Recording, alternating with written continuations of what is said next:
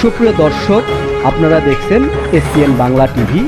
দেখুন ও সাবস্ক্রাইব করুন SPN Bangla TV, দেশ ও মানুষের কথা বলে। প্রশাসন বা শিক্ষা ক্ষেত্রে আমি যেমন স্পষ্ট সুদৃঢ়ভাবে বিশ্বাস করি, শুধুমাত্র সার্টিফিকেট অর্জন এবং শুধুমাত্র তথ্য এবং জ্ঞান অর্জনই শিক্ষার মূল উদ্দেশ্য নয়, বরং এই শিক্ষার দ্বারা একজন মানুষের মানবিক মূল্যবোধ চর্চা করা হবে।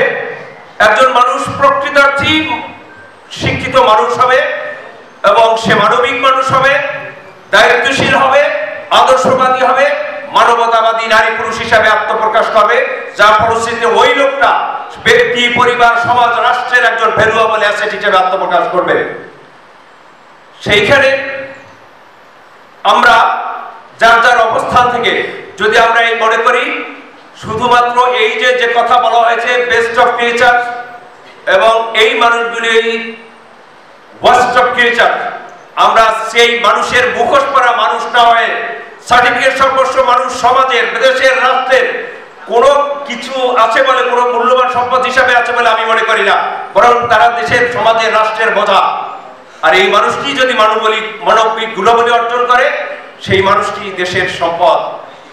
তাই আমাদের অঙ্গীকার হওয়া উচিত প্রত্যেকে যার যার অবস্থান থেকে একজন মানবীয় গুণাবলী সম্পন্ন মানুষ, মানবিক মূল্যবোধ একজন আদর্শবাদী মানুষ হিসাবে গড়ে তোলার জন্য প্রত্যেকের যার যার অবস্থান থেকে অঙ্গীকার থাকা উচিত।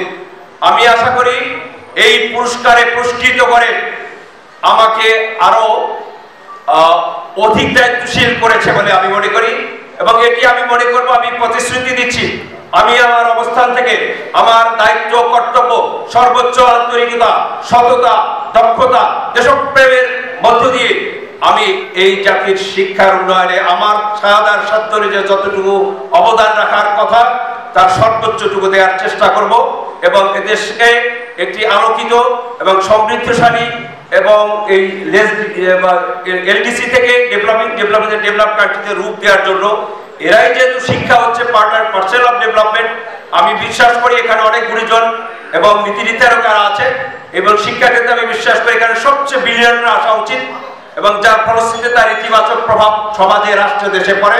Because they are the creators of all profession. সব পেশার জন্ম যেহেতু এরা দেয়, সুতরাং এখানে মেধাবীদের আকৃষ্ট করা উচিত এবং তার জন্য যা যা দরকার, সোশ্যাল রিকগনিশন, ফিনান্সিয়াল সাপোর্ট সহ সবকিছুই। আজকে আমার এই স্বীকৃতি বা এই যে গোল্ড মেডেল পাওয়ার পেছনে আমি কৃতজ্ঞতা প্রকাশ করছি এই যারা আয়োজক প্রতিষ্ঠান আছে তাকে, আমার সহযোদ্ধা যারা আছেন, আমার সুপ্রিয় শিক্ষার্থীবৃন্দ এবং আছেন আমার পরিবার পরিজন, যারা সবাই আমাকে সর্বাত্মক সহযোগিতার মধ্য দিয়ে এগিয়ে নেওয়ার প্রেরণা জুগিয়েছেন।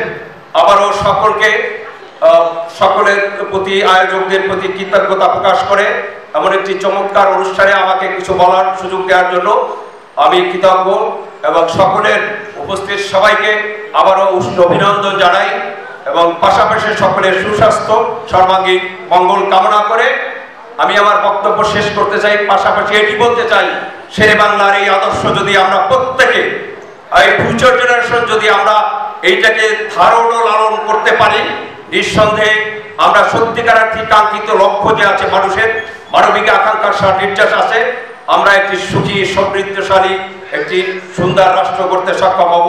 সকলকে ধন্যবাদ জানিয়ে আমি আমার সংক্ষিপ্ত বক্তব্য শেষ করছি। আল্লাহ হাফেজ। পিটিআরসির চেয়ারম্যান সৈয়দ মারগুব মোর্শেদ, উপস্থিত আছেন আজকের সভার সম্মানিত প্রধান অতিথি,